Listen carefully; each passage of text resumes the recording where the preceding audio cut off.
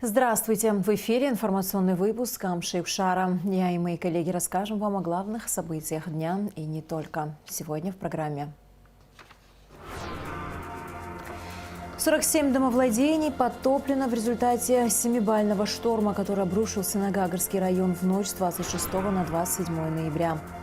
Кадры шторма, нанесшего немалый ущерб прибрежью восточной части Абхазии. Сюжет, посвященный памяти нашего коллеги, журналиста Дмитрия Статейнова. –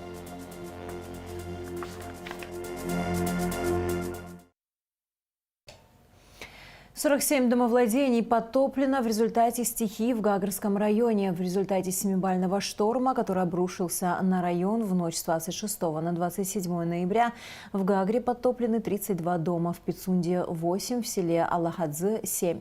В ликвидации последствий бедствия задействованы все коммунальные службы. На место выехала и наша съемочная группа. Репортаж Гугуцы Вардания. На все Черноморское побережье обрушилась стихия, которую метеорологи назвали штормом века.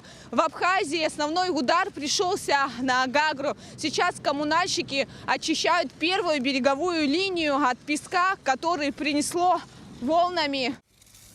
Горы песка, камней и водорослей с морского дна оказались прямо в домах, дворах и на площадях Гагры. Громадные волны смывали все. Шторм был настолько сильный, что сломалась бетонная опора на набережной, бордюры, отошла тротуарная плитка, а мусорные урны согнула. Этот бак на 2 тонны воды просто сместился и застрял между 2 домами вместе с бытовой техникой.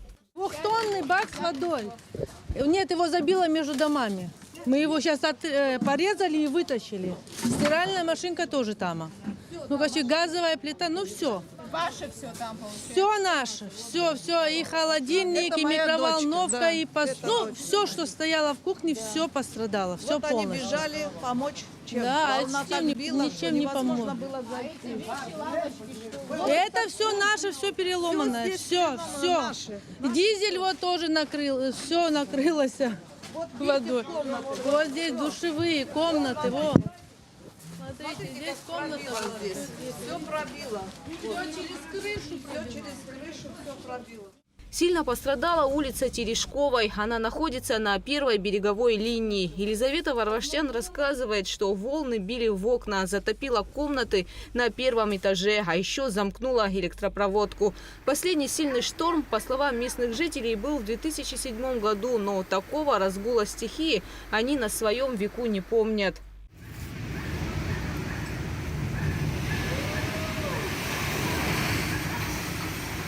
И вот благополучно она сейчас зайдет сюда. Вот видите?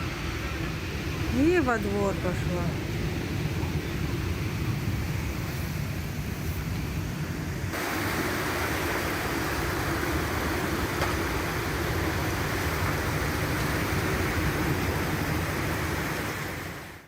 И мы включили свет, и вода попала, и замкнул кондиционер тоже. Вот окно выломанное. Волной сюда, вот все там. Видите, оно как открылось форточкой, так и открылось. Прямо волны окна били. Вы не представляете, вот это все вот сюда било. У меня даже видео есть, когда волна затекала сюда все. И вот здесь все, видите, вот все в воде. Все, видите. Ну шторм был, но мы не думали, что до такой степени он будет сильный. Такого не помните, да? Я не помню такого. Такого я не помню. Мы всю жизнь здесь живем, и я такого вообще не помню, что был такой шторм. Снесло летнюю кухню, шифер, а на 1-х этажах груды песка и камней, которые помогают убирать сотрудники местных муниципальных служб. Техника распределена, все муниципальные гуманитарные предприятия распределены по городу, по району. Устраняют, скажем так, последствия. Вся техника задействована. Работаем в таком штатном режиме повышенной готовности. Очень много обращений, очень много заявок. После последствий технику распределяем по мере возможности там, где она крайне необходима. Местные жители буквально выкапывают предметы из песка, который сюда принесло волнами. Их высота достигала более 8 метров. Да, я не могла, раскапывала, А не как ты могла. раскопаешь? Это летняя кухня, да, которую вынесла. Вот эти шкафы все вот здесь посередине были. Это сейчас мы уже разгребли и установили. То есть вот здесь вот галька. Галька вот так стояла. Вот. Вот там даже уровень, видите. Вот это все галька была здесь. Это ребята помогли, вот выгребают.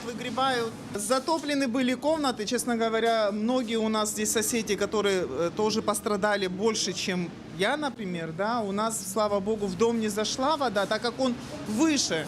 То есть предки, когда строили дома, они знали, как строить. Выше дома. А те, конечно, которые на земле, везде зашла вода. Ну, ущерб я вам сейчас не могу как подсчитать. Слава богу, спасибо нашей администрации Гагарского района. Прислали нам ребят, которые помогают. Видите, кучи гравия, которые просто не то что по пояс, а даже по грудь в двор покрывают. Ну, это все с моря.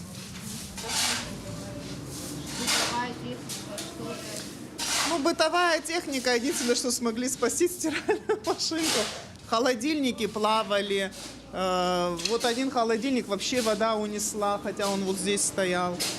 Все заведения на набережной буквально смыло волной из-за чрезмерной близости к морю. Это кафе-бар «Абхазия». Здесь на днях должна была состояться свадьба. Господи.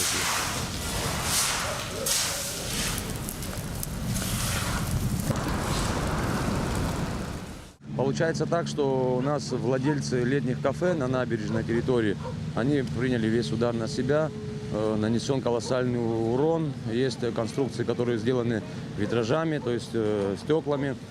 Эти стекла все разбиты, оборудование попорчено, там холодильники, печи и тому подобное.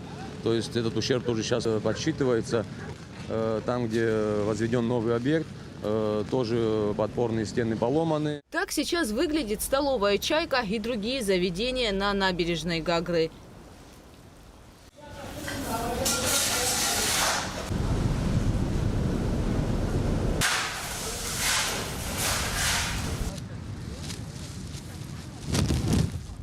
Чтобы устранить последствия стихии, уже второй день без отдыха в ливень работают коммунальщики. На месте находится глава администрации Юрий Хагуш и его заместители. По их словам, пострадала вся прибрежная зона от Гагры до села Алахадзе. Все ведется в штатном режиме, все службы выведены, все работают. Привлекли также жителей Гагры, которым не безразлична судьба города, тоже участвуют активно, помогают нам. После вчерашнего шторма волнами набросало здесь песок, волны до дороги доходили. То есть шторм был действительно большой, давно такого шторма Гагра не видела. Ну, по чуть-чуть будем справляться с последствиями стихии. У нас сейчас самое главное запустить водовод наш, потому что вчера затопило насосную станцию на втором подъеме Репруа. Там тоже сейчас производятся работы, воду откачали, моторы разобрали и начали просушивать это все. Кроме того, в некоторых районах города до сих пор нет электричества. Пострадала улица Абазга. Электричества нету в кое-каких домах, подвалы которых были затоплены и залиты щитовые. Сегодня уже вода ушла, где-то откачали, где-то она сама убыла. Будем включать. Я думаю, что к вечеру везде будет свет уже точно. Пострадали также здания районной милиции и парк Принца Альденбургского. В данный момент работы ведутся на всех пострадавших участках Гагарского района. Гугуца Вардания, Инал Гвинже, Абхазское телевидение. Премьер-министр Александр Ангваб обсудил с руководством МЧС, Черноморэнерго, администрации города Сухума и Гагарского района вопросы, связанные с последствиями разрушительной стихии. Как сообщил начальник Гагарской электростанции Аслан Айба, в Гагре электроснабжение практически восстановлено, за исключением 2 многоквартирных домов. Работы на этом участке станут возможными после отвода воды. По информации руководства Гагарского района, необходимо будет заменить несколько водонасосных агрегатов. По словам главы Сухума Беслана Эшба, в столице незначительно пострадали несколько домовладений в микрорайоне Маяк. Александр Ангваб поручил информировать его о ходе проводимых работ. Шторм нанес ущерб и прибрежью в восточной части республики. Наша съемочная группа выехала в Гулрипский район и побывала на нескольких объектах. Как сообщили в администрации района, о серьезном ущербе говорить не приходится. Вместе с тем создана комиссия по ликвидации последствий стихии. Как и обещали синоптики, на Черноморское побережье обрушился шторм века. Пострадало прибрежье Абхазии, более в западной части и менее в восточной. Синоптики обещают, что непогода отступит в этот четверг, но шторм не сдает позиции. Кадры не передают всей мощи неутихающих волн друг за другом. Разбиваясь о берег, вселяют страх и одновременно восхищение к красоте и силе природы, против которой нет преград. Дому семьи Габуния, расположенного на прибрежной территории Агудзеры, стихия нанесла незначительный ущерб. Морские волны залили двор, оставив за собой камни и толстый слой песка. Хозяйка Сандра Габуния рассказывает, что о штормовом предупреждении им было известно, но мало верилось, что морские волны доберутся до их дома. С морем их разделяет расстояние более 150 метров. На участке есть и крутая возвышенность. Свет был почти все время. У нас только ночью не было, утром дали, и вот, слава богу, свет, и напряжение неплохое, не моргает. Так что грех нам жаловаться. Все хорошо, лишь бы сейчас выгрести немножко. Надеюсь, что не будет больше такого шторма. Жильцы соседних домов тоже не жалуются. Заняты уборкой территории, говорят, что последствия могли быть хуже. Благодаря этому сложенному из морских камней забору с усиленным фундаментом морские волны заливали дворы уже с наименьшей силой. К большому сожалению, таким везением могут похвастаться немногие. Пострадали обустроенные уличной мебелью дворы, напрочь смыло или засыпало песком насаждения во дворах. Смыло заборы, течение принесло бетонные элементы, а искореженные лодки и небольшие прогулочные катера выбросило на берег. Стихия нанесла ущерб почти всей прибрежной территории Гулрипского района. В основном это села Мачара, поселок Агудзера, село Уарча, где был нанесен такой наиболее урон.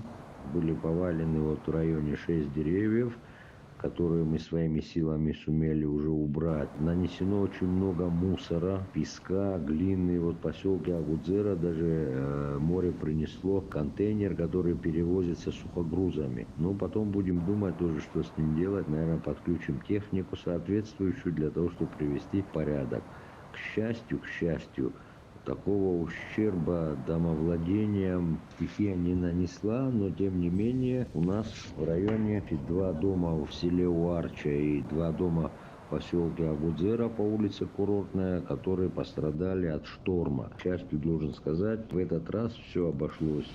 Домостроения остались целыми, кровли на месте. Вот только эти 4 дома, которые у нас реально пострадали. На момент съемок мы не застали сотрудников коммунальных служб. Как сообщили в администрации района, в течение дня пострадавшим начнут оказывать помощь в расчистке, в том числе с привлечением спецтехники. Между тем, температура воздуха продолжает падать, особенно в горах и предгорье. По словам метеоролога Асиды Ахсалба, этот месяц в разы холоднее, чем в прошлом году. А в январе и феврале потеплеет всего на несколько градусов. В четверг у нас погода будет меняться. После обеда кратковременные дожди, а вот с пятницы у нас распогодится повышением дневных температур в среднем по всей Абхазии от 14 до 20 градусов. Причиной подъема волн на Черном море связано это исключительно с средиземноморским циклоном, который, в общем, вы знаете, парализовал Турцию, Румынию, далее Крым. Но на периферии находятся города Краснодарского края, но тем не менее отголоски дошли и до этих городов, а далее уже и к нам, но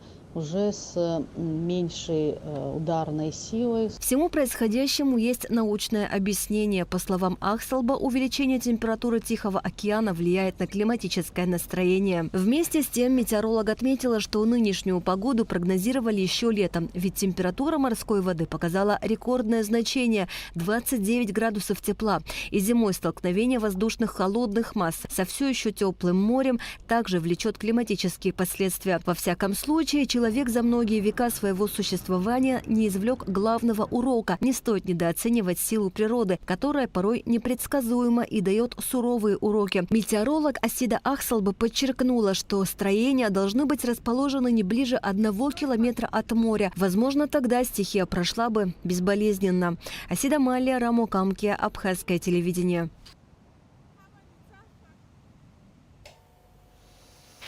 К другим новостям. Поддержка Николом Пашиняном территориальной целостности Грузии противоречит факту суверенитета Абхазии. Об этом говорится в заявлении президента Абхазии Аслана Бжаня в ответ на высказывание премьер-министра Армении Никола Пашиняна. Сегодняшнее руководство Республики Армения под влиянием Запада делает заявление, которое противоречит избранному народом Республики Абхазия пути реализации права на развитие в качестве независимого государства, отмечается в заявлении главы государства. Аслан Бжаня посчитал необходимым напомнить премьер-министру Пашиняну, что в Республике Абхазия с уважением относятся ко всему армянскому народу, часть которого нашла свое спасение от трагических событий прошлого именно в Абхазии. Сегодня армянская община в Абхазии представлена в центральных и местных органах власти. Армянский язык и культура поддерживаются государством. Свободно функционируют структуры Армянской апостольской церкви. Армяне в Абхазии имеют все, чего не смог гарантировать Никол Пашинян армянам Карабаха, которые вследствие проводимой им политики столкнулись с трагедией крушения государственности и массового исхода с родной земли. Мало того, следствием политики Никола Пашиняна стало нарушение территориальной целостности и самой Республики Армения, говорится в заявлении. Депутаты Народного собрания Абхазии Ашот Минасян, Галус Трапезанян, Эрик Рштуни и Левон Галустян также выступили с заявлением в связи со словами премьер-министра Армении Никола Пашиняна об однозначной поддержке единства и государственности Грузии. Факт исчезновения Карабаха с политической карты мира всецело заслуга официального Еревана, сделавшего все для сворачивания идеи строительства суверенной Нагорно-Карабахской республики. Напомним, что за ее создание сложили головы десятки тысяч человек, говорится в заявлении депутатов Абхазии. Авторы заявления расценивают слова Пашиняна как демарш в отношении их родины Республики Абхазия. Армения, конечно, может поддерживать территориальную целостность Грузии, но вот суверенная Республика Абхазия к ней не имеет никакого отношения. Уже 30 лет наш многонациональный народ строит свое государство. И в отличие от Пашиняна, в Абхазии нет политиков, которые выбор народа поставили бы под сомнение и одним росчерком пера ликвидировали бы страну, которая завоевана кровью сынов и дочерей, говорится в заявлении депутатов. Следующий сюжет посвящен памяти нашего коллеги, журналиста Дмитрия Статейнова. Журналистское сообщество с болью восприняло новость об его кончине. Талантливый режиссер, корреспондент РИА Новости, исполнительный директор культурного фонда «Платформа» Дмитрий Статейнов пользовался заслуженным авторитетом среди коллег, был профессионалом своего дела. Репортаж Рады Чичава. Дмитрия Статейнова не стало 24 ноября. Он скоропостижно скончался, находясь в рабочей поездке в Ростове-на-Дону, где совместно с российскими соотечественниками из Абхазии принимал участие в 5-м международном патриотическом форуме «Миротворчество поколений в исторической памяти российского государства». И, пожалуй, данный факт говорит о Дмитрии Статейнове лучше многих. Помимо весьма успешной журналистской работы, он вел активную общественную деятельность и искренне всей душой любил свое дело – был хорошим другом и человеком. Познакомились мы с ним здесь, в Сухуме. Это было начало 10-х годов. Он был, скажем так, человеком, который выделялся не только физически, но и интеллектуально. С ним всегда было приятно пообщаться, подискутировать. А порой у нас очень, скажем так, острые полемики были. Любили с ним спорить, где-то в чем-то соглашались, где-то нет. Каждый доказывал свою правоту, но это было интересно, это было именно вот по-хорошему, по-дружески. Это было приятно. Но видно было, что человек очень образованный, с широким кругозором. И, в общем-то, несмотря на разницу где-то во взглядах, мы делали одно общее дело. С Димой мы знакомы уже более 10 лет. Я его знаю еще с тех пор, как он пришел работать на радио «Сома», совсем молодым парнем. Я, честно говоря, никогда не знала, что он не местный. Я совершенно недавно узнала, что он из Красноярского края. И я была удивлена, потому что он Абхазию изучил и знает больше, чем я, которая здесь родилась. Это говорит о том, что он очень полюбил наш край, очень любил нашу историю. Он очень трепетно относился ко всему, что относится к нашей Отечественной войне народа Абхазии, потому что его супруг и отец погиб на этой войне. И он был очень близким нам и очень теплым, душевным человеком, не просто коллегой, но и другом. Дмитрий Статейнов был, как рассказала Анжела Кучуберия, в первую очередь настоящим профессионалом своего дела, мастером пера и в действительности талантливым журналистом. Он работал собственным корреспондентом РИА Новости в Абхазии, Южной Осетии, был самоотверженен и предан работе. И, конечно, Дмитрий Статейнов был одним из виднейших авторов Абхазии, искренне близким всему журналистскому сообществу. Как журналиста тоже я могу его характеризовать как профессионала. Он никогда не придерживался какой-то конкретной стороны. У него всегда был баланс. То есть это говорит о том, что он был профессионалом своего дела. Дмитрий Статейнов, как рассказывают близкие друзья и коллеги, был по-настоящему неравнодушным человеком, искренне сопереживающим и заинтересованным. Он был автором военно-патриотического проекта «Кавказский фронт», посвященного 80-летию битвы за Кавказ. В декабре 2021 года проект был представлен на Международном военно-историческом форуме Минобороны России.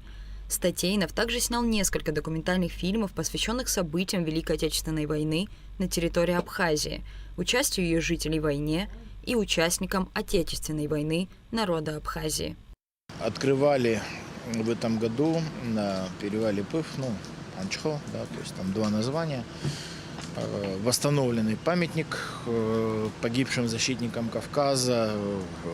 Он в это действительно свою душу внес. Был одним из ведущих людей, да, ребят, которые без которых этого бы просто не состоялось. Да. Дима был не только журналистом, он был очень активным участником общественной жизни нашей республики.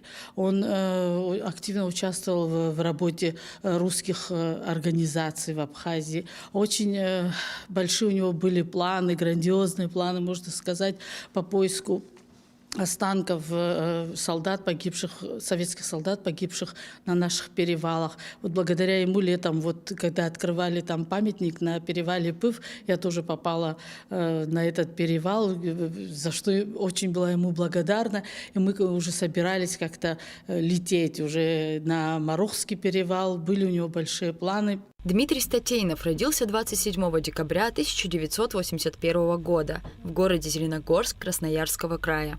В 2007 году окончил Санкт-Петербургский государственный институт кино и телевидения по специальности режиссура, а в 2012 переехал жить в Абхазию. Как отметил Николай Медвенский, по большой любви не только сердечной, но и к Абхазии.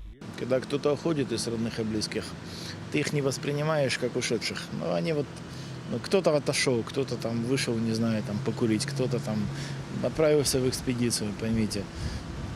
Понятно, что мы обманываем себя, но для нас они живы. Никогда я не могла подумать, что вот так резко и оборвется жизнь этого молодого человека, который даже не курил, не пил, вел просто здоровый образ жизни и никогда ни на что не жаловался. Очень жаль, нам будет его очень не хватать. Друзья и коллеги, и те, кто был знаком с Дмитрием Статейновым, говорят лишь одно. Этого замечательного, отзывчивого, душевного человека всем нам будет очень не хватать. Но почему расстаться снова нам пришлось? Ведь было все у нас всерьез. 2 сентября. Но почему? Продолжаем выпуск. Сотрудники МЧС Абхазии доставили на родину тела Шамиля Дасания и Марзакана Ачпа, отдавших свои жизни за освобождение Донбасса. Тела погибших доставлены в поселок Цандрипш Гагарского района и село Приморское Гудаутского района. МВД Абхазии усиливает меры по обеспечению общественного порядка и безопасности на приграничных с Российской Федерацией территориях с 28 по 30 ноября текущего года в связи с проведением в Парке науки и искусства «Сириус» 3-го Конгресса молодых ученых, сообщает пресс-служба ведомства. В целях обеспечения дорожно-транспортной безопасности и профилактики нарушения правил дорожного движения также с 28 ноября открыт пост ДПС «Холодная речка». 2 жителей города Сухум привлечены к уголовной ответственности за незаконное приобретение и хранение наркотических средств. Далее оперативная съемка МВД. Жителю города Сухум вменяется незаконное приобретение, хранение наркотических средств без цели сбыта. Андрей Галимулович Мухамаштин был задержан в ходе рейдовых мероприятий сотрудниками уголовного розыска столичного УВД совместно с отделом уголовного розыска УВД по Гагрскому району. Вышеназванный гражданин хранил при себе бумажный сверток с наркотическим веществом марихуана, которое было обнаружено и изъято в ходе его личного досмотра, проведенного в служебном порядке. На период предварительного следствия гражданин Мухамаштин отпущен под подписку о невыезде. Расследование в рамках уголовного дела, возбужденного по части 1 статьи 223 Уголовного кодекса, проводит отдел дознания УВД по городу Сухум. Тем же подразделением расследуется уголовное дело, возбужденное по части 1 статьи 223 в отношении жителя города Сухум Ломи Алексея Руслановича. У последнего в ходе личного досмотра был обнаружен медицинский шприц с жидкостью, как впоследствии установлено экспертами экспертно-криминалистического центра МВД Республики наркотическим средством метадон. Оперативные мероприятия провели сотрудники уголовного розыска совместно с ОГАИ столичного УВД. Гражданин Ломи отпущен под подписку о невыезде. 30 ноября в Абхазской государственной филармонии состоится гала-концерт «Созвездие талантов» с участием лауреатов мероприятий, проведенных Республиканским центром народного творчества в этом году. Начало концерта в 18 часов. В целях обеспечения охраны лососевых рыб в период нереста с 1 декабря по 31 января устанавливается запрет на ловлю рыбы в реках Рисинского национального ректового парка. Также запрещается вырубка хвойных пород деревьев, ели и пихт для любых целей, в том числе проведения новогодних праздников. И в завершении выпуска о погоде.